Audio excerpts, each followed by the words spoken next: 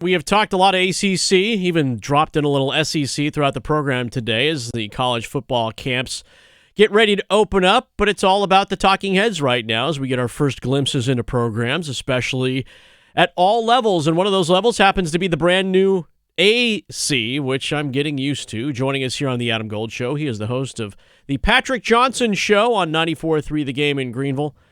He is Patrick Johnson.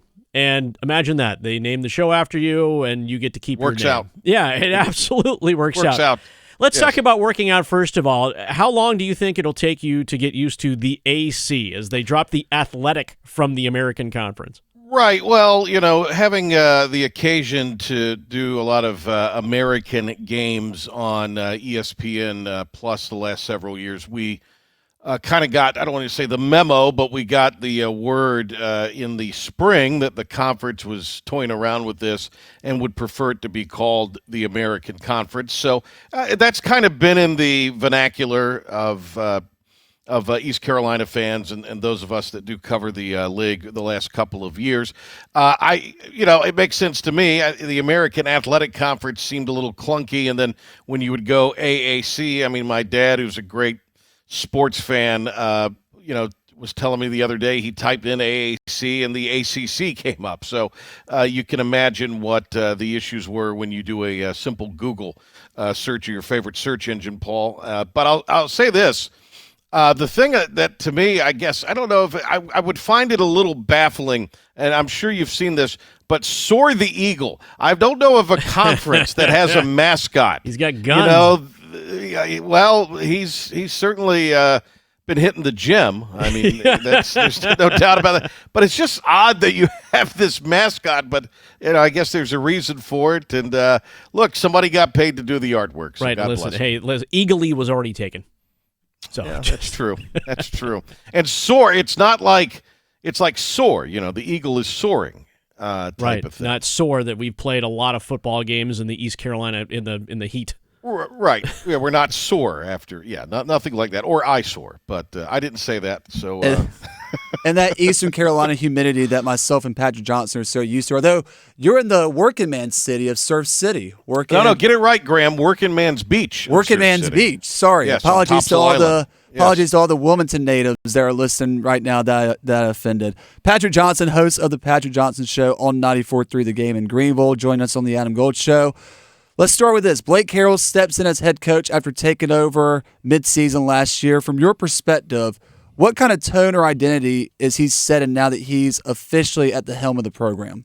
Well, he talked about this a little bit with my colleague Philip Pilkington yesterday as they did some kind of off-the-book type of interviews, nothing official at the conference, but media that was there gathered in Charlotte and assembled with some of the coaches.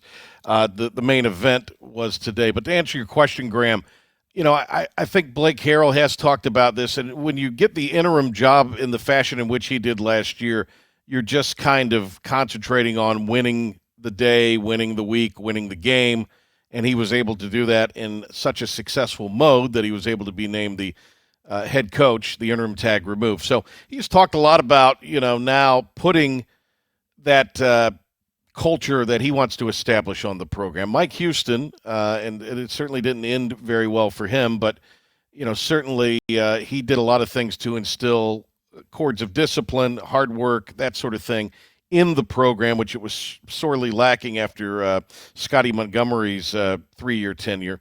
And I believe Blake Harrell's been able to build on that. I also think it is a much more player-friendly kind of program. He's more of a player's coach.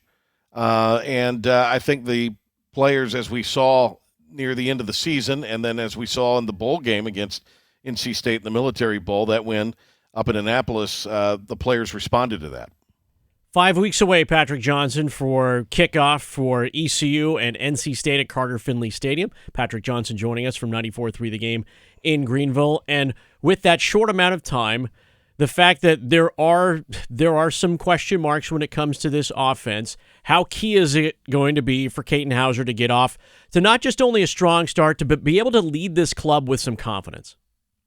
Well, he views himself as a leader, and I think having John David Baker, the offensive coordinator, in for a Second year, you have Hauser that really did a nice job of grasping the offense. I had a conversation with Caton a couple of weeks ago, and he was not the starter last year. They got off to the slow start, and he winds up coming in to the Charlotte game, impresses, and winds up having a heck of a back nine of the 2024 season. So, with Hauser, the fact that he can grasp what they're doing offensively, what they want to do as far as pace and schematically what JDB brings to this ECU offense, and that he does have some guys that are capable pass catchers. They have a bevy of running backs. The big question will be up front, what happens there. You'd have a lot of new faces, some transfers in, but this offensive scheme and sort of the Rich Rodish mode that it is run in, allows you to play at a pace where maybe the offensive line, if that's a deficiency, you can cover up some things there. I do think this. I think it was interesting in the bowl game, and Caton reminded me of this as we talked to him, the quarterback for the Pirates. He ran a lot more against NC State than he did at any point during the season. And I thought that was an interesting wrinkle. So I'll be curious to see how much of that might happen in Raleigh on the 28th of August and how much of that may happen early on in the season. One thing that certainly helps Caton Hauser coming into this season at East Carolina is the return of his offensive coordinator, John David Baker. I'm sure that provides some stability on the offense, but what does his relationship with Hauser look like this season? How do you see this offense evolving this year, Patrick? Well, certainly I think, again, having the idea and the identity and the game plan of what you want to do is an important thing, and having this type of offense, which was so different from what they were doing before, to have familiarity, especially at the quarterback spot, to have some familiarity with a play caller that now, isn't having to use GPS to get around your city. I mean, he's sort of established more than a year in town, a year plus in town, a year and a half now. So, I think, again, it comes to what happens up front because there's so many unknowns in that situation. And, you have a stable of running backs. Can you get it going? Can you get it established to run the football with some effectiveness? Because the run game, like it is for any quarterback, can certainly be his best friend.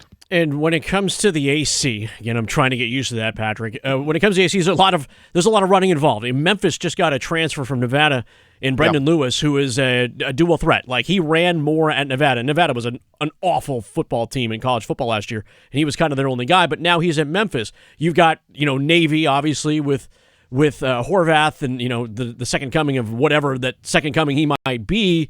It feels like the AC depends on that mobility. Where I look at ECU and I see, what has to happen in terms of just getting to that pinnacle under Harrell and with Hauser. Is ECU almost going to be like the outlier when it comes to this conference and having a little bit more of a pass and running threat?